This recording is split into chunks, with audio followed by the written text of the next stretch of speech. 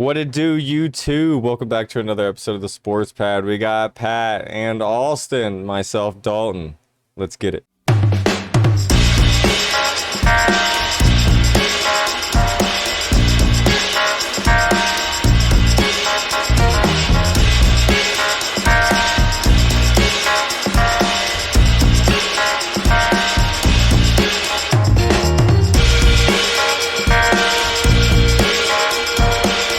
Anyways, let's get into some sports news today, guys. Well, we got some, I thought, let's keep with our week one trends of college football and just go over some key week one matchups. I think there's a lot of cupcake games that week. That's usually what people are going to start with, but there's a few teams out there that don't. I think these are some key matchups, and it might even dictate how some of their seasons go for the rest of the year. Big facts. Because if you're Florida and you lose to Utah off rip, it's over with for you already. So let's go over the key five, and then Pat, I'll give you the floor to pick the first one to talk about. All right. We got Cincinnati at Arkansas. We have Utah at Florida. We have Florida State at LSU. We have Oregon at Georgia, and then we have Notre Dame at Ohio State. All right, well, if I'm going to talk about one, I got to talk about two. SEC, baby, let's go. It's going to be dogs on top, probably by like 28 minimum. We're going to thrax that ass. I'm so sorry for first-year coach over there, but yeah, dogs by 90. It is what it is. Yeah, it is what it is. Dan Lanning's is in for a big surprise coming up. I mean, I feel bad for him, but at the same time, like, how else are you going to want to start the year? Your best lessons are learned the hardest of ways. That's all I know. Baptism by fire, dog. Yes, it happens. And then another one that I think, I mean, I get it, but I didn't think Arkansas was going to be favorites. They're favored by, 7 points, over under 54 on that game. And the money line, they are, I don't know what exact sports book this would be on, but their money line is negative 278. So they're big time favorites. But I have that game also going 3 scores. It'll be 3 scores up for Arkansas. I think they're going to thrax that ass. SEC shows out first week. That's how I feel. I think it's interesting. How do you both of you guys, how do you feel Bo Nix does over there at Oregon now that he's transferred? I mean, he's going to be fine, dude. I just watched the Georgia-Auburn game last night. I mean, Bo Nix is just going to Bo Nix, dude. He's going to move around. He's going to escape sacks. He's going to. So you're not worried about him at all during that game? Well, I'm not. I mean, I respect his ability, but I'm not. I mean, I don't think he's like going to be able to overcome, the talent or what Georgia's defense is going to do. But I do think he can make plays. I mean, he's going to make a couple throws or like a couple scrambles. Like that's inevitable. But yeah, does he got enough to do it all? I don't think so. I think the key difference in those two teams is I think both their offenses could probably be high scoring. But Georgia's defense, if they can come in with that same grindness that they came in with last year, it will just hold them. Yeah. And I think Oregon can score some touchdowns, and they'll probably put up, I would say 18, 21 points, somewhere around there. I just see Georgia blowing them out like 45-21. Yeah, I agree. But the thing about Bo Nix is which one you're going to get, though, because you could always get the Bo Nix that throws like 4 picks, or you could get the Bo Nix that just pointing at his teammates. You idiot! Like, I don't know. You threw the interception.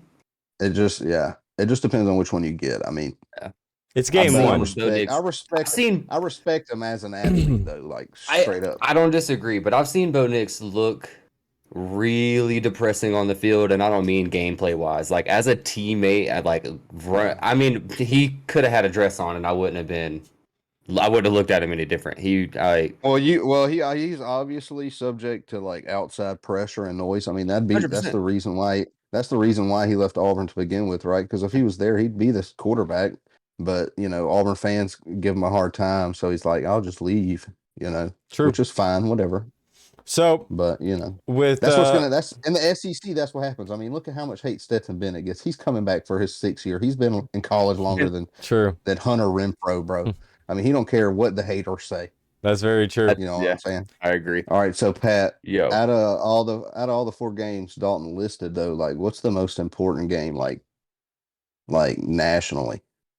I mean, even though I Like think, not with the best closest game or like, yeah, what do you think is the most important game for like the playoff picture moving forward? it's tough because once again, it's college football. So I mean, obviously, I think the Oregon Georgia game means everything in the world for the playoffs, but the Notre Dame Ohio State, 100% that as well. It's potential.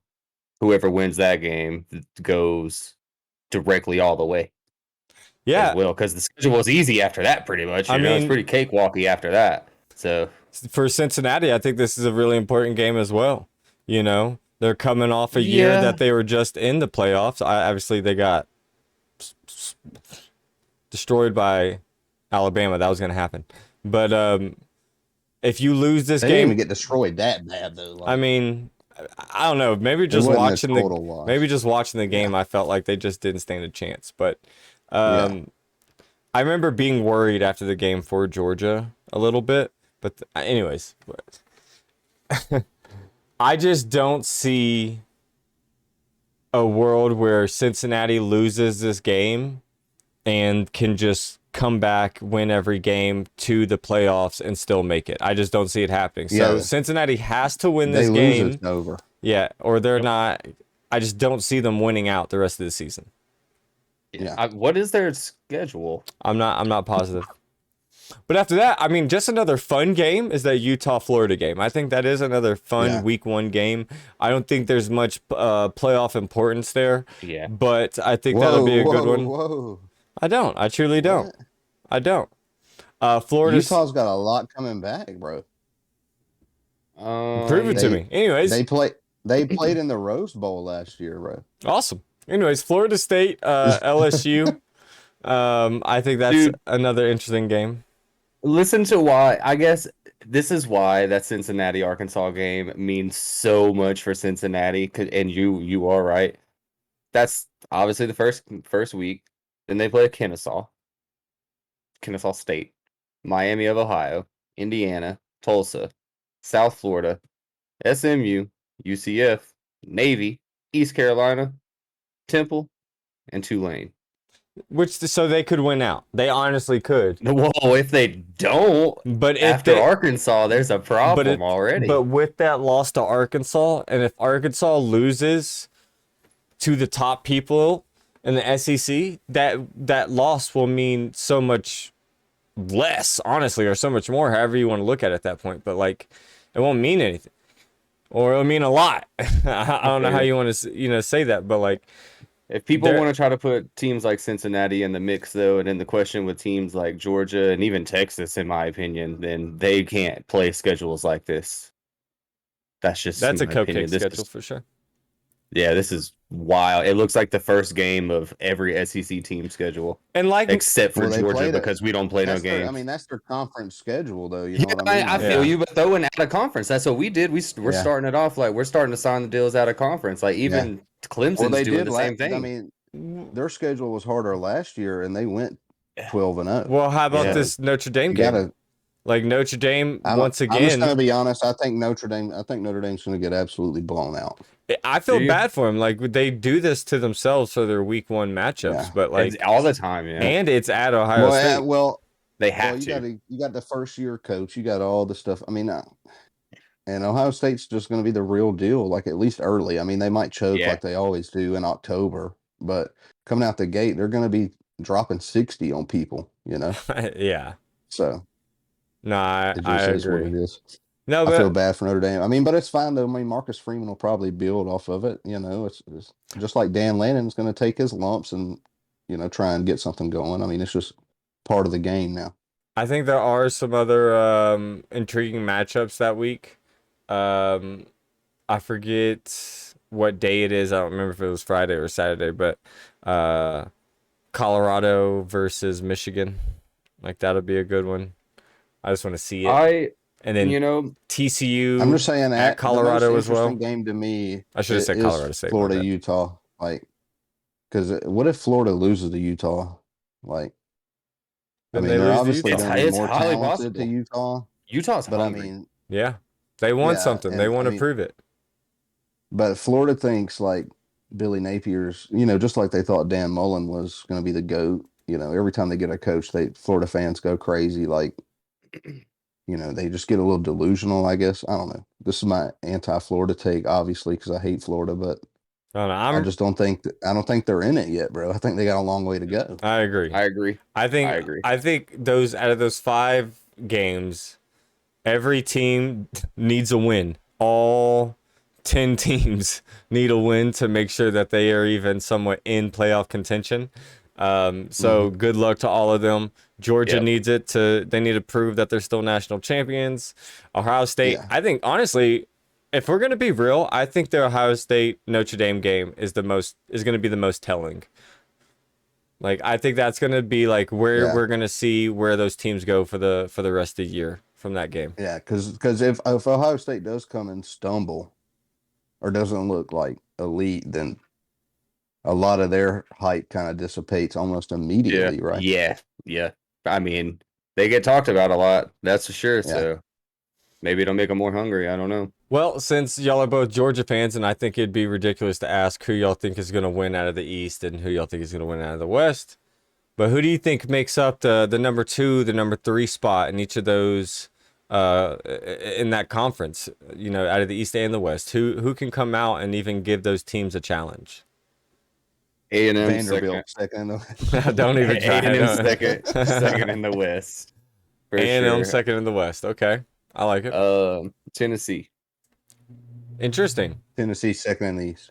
Yep. Yeah, I like that, that's yeah. interesting. Yeah, that's I not agree. that's not horrible. I will go second in the West. I'm gonna go Arkansas. Yeah, I don't I hate think it. they're good. I don't hate think it. they're good. I think Sam Pittman is like extremely slept on. Third in the West, I'll go A&M. I'll go A&M. I think they'll slip up. I think so I think too. I think there's too much pressure on them, dude. I think it goes Alabama. This is me Yeah, the whole personally. thing- I think it goes Alabama, Arkansas, A&M, Ole Miss. Yeah. And I'm with you till you get to Ole Miss. I think Ole Miss is gonna be like really, really bad. Yeah, I think they're gonna do bad as well. I had to try and put honestly, them in there, man. Look, tell me I'm crazy, but I think it's gonna be Auburn in the We'll fourth see. spot. We'll see. They We got. will. I mean, yeah, Yeah. of course we will. I And think they then- can, but in the East, I like Pat's pick Tennessee second. I'm And gonna I know go. a lot of people are like Yep. rocking with Kentucky. Like And I understand Kentucky that. second, third. I also look, call me crazy again. I think South Carolina finishes third, and I think they're going to be good. So that I'm not I gonna think call you South Carolina's crazy. gonna be But good. you didn't even say this team, but maybe it's because y'all hate them. But I'm gonna go Georgia 1. I'm gonna go Florida 2, especially if they can win that Utah game, first game of the year, And then call me crazy, but maybe Missouri or Tennessee at 3. Missouri, bro. Yeah. I mean, look, Tennessee at 3 is solid. Why Missouri? I don't know. I just Yeah, really want to what- see them win again, dude. So I gave Ole Miss I don't know. I gave All Ole right. Miss in the West. I just want to see Missouri in the East. Come on, dude. Okay. I mean, I'm not going to poo-poo on it, but I'm just saying, like, I don't know, I'm not buying. I actually I hate think the South state of Carolina- Missouri, I by the mean, way. Spencer Rattler, South It's Carolina. a joke. Like Shane Beamer's, like, South he Carolina's seems like a good no. coach. Like, he's the number think 2. they'll be- ESPN gave him like the number 2 ranked QB coming into this year. yeah, I mean, that's insane. That's insane. Get out of here, dude. Remember the Yep. last time he was the That's number 2 ranked QB coming into the league? They We- benched his ass. We UFC Fight Night London. London. Remix. I'll be real with you.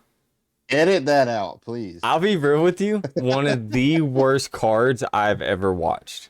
I was so hyped for UFC London. I was hyping it up to y'all. I said this was a stacked main card, had some good prelim fights, and it was such a damn letdown. I'm just gonna talk about the main event. That's all I'm gonna talk about right away. We had the Paul Craig fight right away versus Ozdemir. Boring as fuck. The dude just was it Ozdemir? Who? What? The Paul Craig fight? Boring as fuck. The only 2 good fights that carried the entire card was who everyone kind of probably came to see, and that was Molly Meatball and Paddy the Baddy. Like, that's the only reason why most people even watch that card. I mean, some people probably watch for the Tom Aspinall fight. Unfortunately, that ended by injury in the first 15 seconds. I don't know what happened to him. He landed a solid kick. It was unchecked. It was just a good kick, a solid good kick. And when he stepped back, it just blew exploded. his knee out. I have no idea. It just exploded. He had to have had minor tears already, but Molly Meatball, I think, needs to be credited for honestly carrying that card. Paddy did a great job, but Paddy, it's what I've been saying. I don't know if he can handle that lightweight division. I think he's a great fighter. I think he could handle some competition. Don't get me wrong.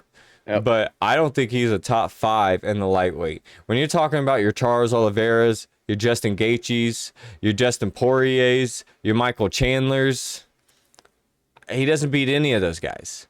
You know what I mean? So as hype as Paddy is, he needs to figure something out because he ain't beating those guys. Yeah, I agree.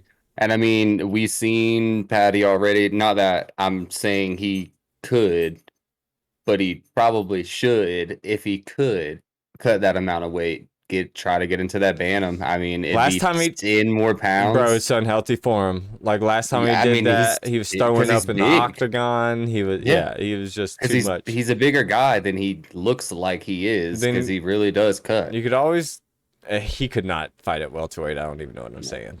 But Molly the Meatball had they're saying that lightning strikes twice. That's what they keep repeating all over everywhere. 2 spinning elbows in the row. I will say the last one was way more amazing than this one. But spinning, she landed. People are saying that's what happened, but if you look, she landed a solid right before that elbow, which stunned her, which set up the elbow. Yep. Did the spinning elbow, got her again, and just laid it on her, knocked her ass out. Molly got cheered for again, and she said it, and I believe it. I can't think of outside of Ronda Rousey. I can't think of another female fighter that has had as much, excitement in the arena after a win as Molly has, especially these last 2 fights. I really haven't. You could talk about an upset with Juliana Pena over Amanda Nunes, but she's from England, right? Yeah, they're from there. Oh yeah. Yeah. I mean, look, British people go wild. Yeah, okay, insane. but Ronda's from America, and she wasn't getting cheered out at every fight. You know what I mean? Yeah, but that's what I'm saying. British people get hyper for their guys. It's a small country, honestly. It's a really small country. Yeah. I will just talking about Paddy one more time, just to take up for that fight. I mean, it was a good fight. Paddy did what he could. Paddy did what he could, bro. It was a good fight, sure, because it was 2 insane grapplers, and then once again, like Paddy won by subby, but I don't think he was the better grappler in the fight. No. He just got the moment because he's the smarter you fighter. He gave that guy his 2nd loss ever. So I think he was a tougher fighter than he's going to get credit for. I'll give him credit for how he set up the win. He was struggling a little bit, but if you remember how that end happened, he still had over the back a little bit. It was before he took in that choke completely. Yep. But he had him to the side. His hip was to the side, and he had his Jordan's head low. What he did is he took a step back. He set up his right leg, moved Jordan's head over, and set up a nasty knee. And that's what was able to get Jordan down. That's how he eventually got on his back. So I will give him credit for his, how he was able to set that up. Well, he was even pretty crafty and trapping his arm in the. And I don't think that. I'll be real with you. I don't think that was on purpose. That was accidental. I don't think that was on purpose. Yeah, he definitely. Yeah. That was. But once he realized he had it, he was like, "I'm not letting go of that." And Jordan wasn't even trying. I was watching his arm. He didn't even try. He wasn't making any get my arm It was just there. So I think at that point he was like, "Fuck, I'm done." I think the point was like if he tries to focus on getting his arm out, then you can't look over here at your neck, and you know what I'm saying. Like he had to protect his neck for the most part, is what he was trying to do. Good for Paddy. I think you are. I think you're not giving Paddy enough credit, though. So, No, I like Paddy. He's I'm a superstar, realistic. bro. No. Like I'm You curious. could be a superstar and not be a top 5 fighter. That's all I'm saying. Conor McGregor is not a top 5 fighter anymore. But Conor at least won some belts. I don't think Paddy can win with the current competition in the lightweight division. He cannot win a belt. Are you telling me his jiu-jitsu is better than Oliveira's? No, it's not. No, Oliveira is his striking better than Poirier's, Chandler's, Gaethje's? No, it's not. I think it could be, though. I mean, you're seeing a young dude right now. He is young, and he could get there. That's what I'm saying. He has time to get there, but he needs to take the Sean O'Malley approach. Sean O'Malley, he wasn't just taking cupcake fights, but he was taking fights, and he was taking them. Now he's fighting the toughest competition, the number one person in that division. He wins this fight. Sean fights for a title fight. But can Sean win this fight? Is he ready? I think the same thing. How many fights? How many fights does Sean have total? He's had I'll look that up real quick. Hold on. Because like I feel like Paddy's got a decent amount of fights, like for a young fighter. You know what I mean? You can only count UFC fights. I don't care how many fights you had before and whatever thing. True. But this was Paddy's 3rd UFC fight. All right, so sure. I think you can ultimately want to root for a guy like Paddy, though. I mean, he's a brawler, dude. And I think part of his, like, why he was struggling early is because, I mean, you could see the opposing strategies. Like, all the presser leading up was like Paddy saying he wanted to knock that man out. You know what I'm saying? So he was obviously trying to keep it not on the ground. He was trying to stay standing up. So to give you, because he was scared of them hands. He didn't want him. He knew he was a better. Jordan is a better wrestler than Paddy. He wanted to give the hands, bro, but Jordan wasn't gonna let it happen. So at some point, Paddy just concedes to, all right, I got to win this way. And I think being adaptable like that, I think that goes a long way. It can, but like, I mean, that's the downfall of Daniel Cormier because he can't throw hands. No, I know what you mean, Dalton. I know what you mean. If you want to correlate Cormier would still dominate in the light heavyweight division if he was like in shape. Well, now, because John Jones ain't in it no more. But John Jones is in heavyweight. So it's just like Colby Covington in the middleweight or in welterweight division. Like, nobody beats Colby Covington except Kamaru Usman. Nobody beats Daniel Cormier except John Jones. So, and John Jones could even, if the first fight's whatever, the second fight he gets popped with PEDs afterwards. So, who's to say? I don't. Well, John can't stay out of trouble regardless. So, but and that's going back to, I mean, y'all know that's what draws me to the UFC is like superstars. So when they lose somebody or somebody comes out like Paddy, like that to me, like, that puts eyes on your sport. I'm a Paddy, like big Paddy fan. I've been telling people about him. Don't get me wrong. Yeah. I'm just being realistic about what it is. Hey, guess what? The Cowboys aren't winning the Super Bowl. Hey, guess what? The Longhorns aren't going to be in the playoffs this year. You know what I mean? But hey, guess what? Paddy ain't winning a belt anytime soon. Yeah. Not within that lightweight division. That's just, it's just realistic. I don't disagree. Yeah. Do you guys want to talk about next week at all? He's fun to watch, though. Next week fights? He's electric. Yeah. Yeah, I mean, next week fight, we got Juliana Pena versus Amanda Nunes. Juliana Pena is the underdog. I think she's a minus 300 underdog going into this fight. I maybe Juliana. I think she wins again. She's not as big of an underdog as she was before. You got the Kai Kara France Brandon Moreno fight. I think Kai wins that fight. I think he's probably going to be the next in line to win the title because I think he has the speed and the power in that division to get what's done, and his grappling is good enough. And he trains with champions. So I think he has what it takes. Derek Lewis is fighting Sergey. I'm forgetting his last name. Whatever. That's pretty much Derek Lewis, if I remember the odds. Paul Vivit. Yeah. Lewis, it's a pick'em fight if I remember. The odds are pretty much very similar on that fight. I'm still taking Derek Lewis. I'm never gonna bet against Derek Lewis in that type of fight. You have something else. Be real. Yeah, I'm looking at it right now. This Pavlovich guy's only got one loss, so I'd have to look in more to it before I went just straight on Derek Lewis. But I know how you feel, and I know what you mean. That's what I'm saying. I can't ever. So it's hard. You got Magomed Ankalaev versus Anthony Smith. Anthony Smith's just about to get dominated for a few rounds. There's another exciting fight that night. I can't remember. Pat, will you name some fights off that card? If you're looking at it. What? Paula Costa, Luke Rockhold, that game or that fight is canceled. Yeah, it's been. Is Luke Rockhold still fighing? It's supposed to be not this week. He's supposed to be coming back and fighting. It's been canceled. Don't even worry about that fight. I doubt it even happens at this point.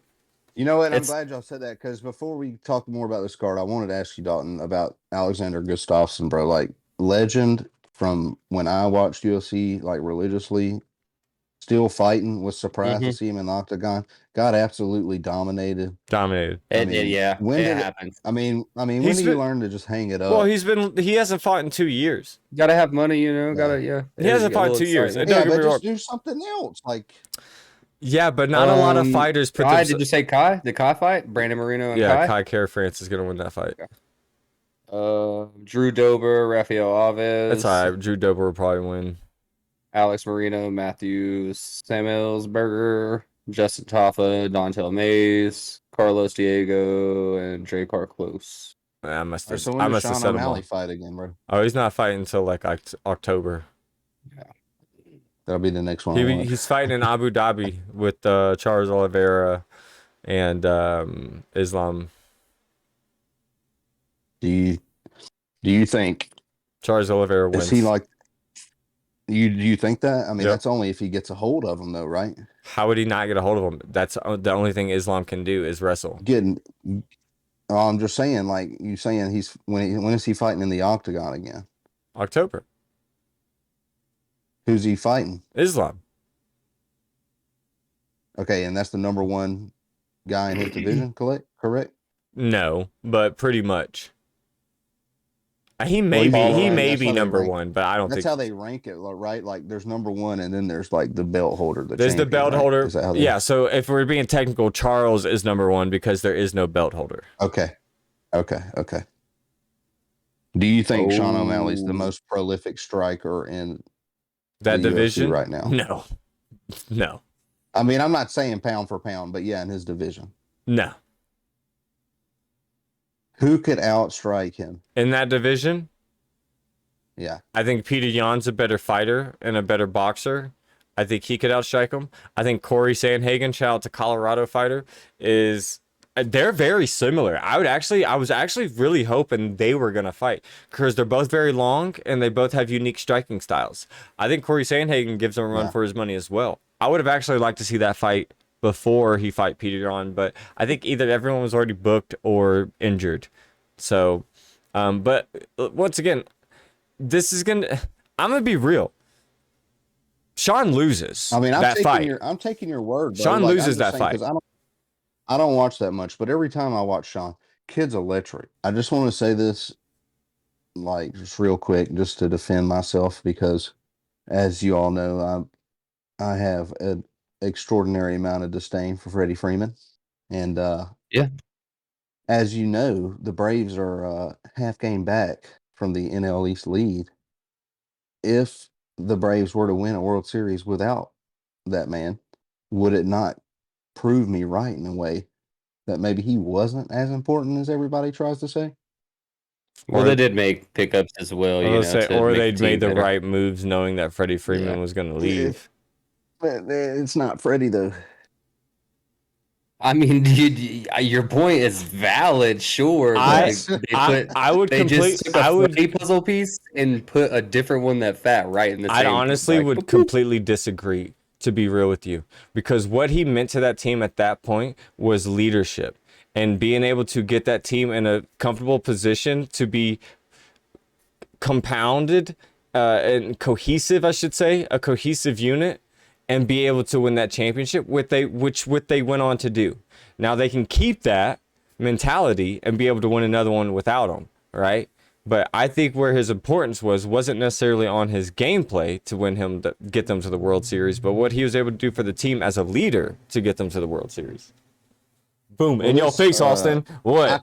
I could actually tell you where you're also very wrong, because I mean, if you've really followed the Braves closely, you would know that, Freddie Freeman was kind of not a gracious leader or a lead by example guy. He was kind of a get off my lawn type guy. kind of Tom Brady's a get off my lawn kind of guy, but kind of rubbed Ronald Acuna the hard way. I mean, So? you're gonna talk about a guy because he bat tosses or whatever. Learn some respect. I mean, dude, Ronald Acuna is 100 times the player that Freddie Freeman will ever be. We can make a whole entire new Freddie video. I can't wait for Ronald Acuna to just betray you and just take a bigger contract somewhere else. Yeah, he's out. He's gone. Like, You're gonna another pay year. I don't think so. Year. I think I think someone else pays him more. He's a young core. Like they will Unless- keep paying him forever. That's what the Braves do. Unless they hold like the rights to match. Ask Chipper Jones, bro. Unless they have the rights to match, I bet you go somewhere else. Dude, they'll pay him, dude. I promise you that.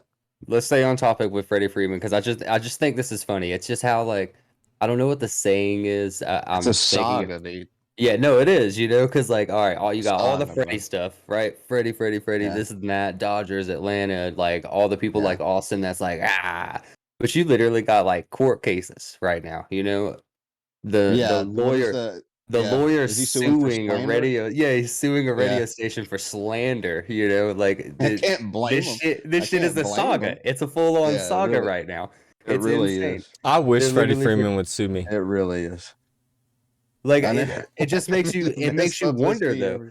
It makes you wonder though, because you like Austin said, like Freddie's a fucking liar probably. Like he knew the deal was there because this dude clearly has proof he's suing somebody. He's about to show some people some screenshots and win a fucking court case like that. Freddie's a liar. He's seen the deal. It happens in every sport, dude. It literally has happened. I could give you like 20 examples in the UFC that happens all the time in. I feel you, but I mean, I'm just saying. Dalton, this was on the news way harder than that. So because Freddie's a liar. It's sure. Freddie's real. I mean, Dalton's Mr. Realistic fan because a lot of his teams aren't very good or whatever. But when you go through hard times, you gotta know. If you leave a team that I love, then you are now an enemy. Period. I still feel that way, bro. I told you. I mean, Jermaine Burton, dude. You're an enemy. You're an enemy, bro. I hate that I have to hate Jordan Davis. I'm sorry. He's a piece of shit. He can go and rot now. Like, it sucks. Like, I really wanted to root for him, but now he's a fucking Eagle. So, go fuck him. I know the Cowboys rivalries are pretty intense. I mean, I know you don't like the Giants. I know you don't like the Eagles. Or the Redskins. I will never call them the Commanders. I'm not doing that either. All right, leave a comment down below. What do you think Paddy the Baddy is going to be like in the future? Do you think Molly Meatball can still keep it up? How do you feel about the week 1 matchups? And is Austin an idiot for what he thinks about Freddie Freeman? Don't go soft on him.